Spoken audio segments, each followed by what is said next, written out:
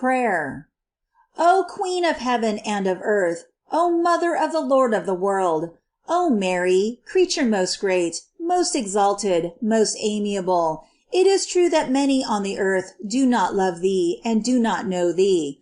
But there are innumerable angels and saints in heaven who love and praise thee continually. On this earth too, how many souls burn with love of thee, and live enamored of thy goodness. Ah, if I too might love thee, my most lovely Lady! Oh, that I might always be engaged in serving thee, in praising thee, in honoring thee, and in striving to awaken love of thee in others.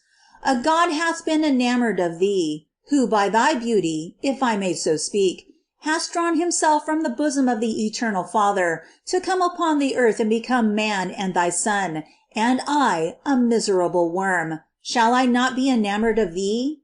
Yes, my most sweet Mother, I will also love thee much, and do all in my power to make thee loved by others. Accept then, O Mary, the desire I have to love thee, and help me to fulfill it. I know that thy lovers are regarded with much favor by thy God. Next to his own glory, he desires nothing more than thy glory, in seeing thee honored and loved by all. From thee, O Lady, I await all my blessings. Thou must obtain the pardon of all my sins. Thou must obtain for me perseverance, succor in death, deliverance from purgatory. In a word, thou must conduct me to paradise. All this thy lovers hope from thee, and they are not deceived.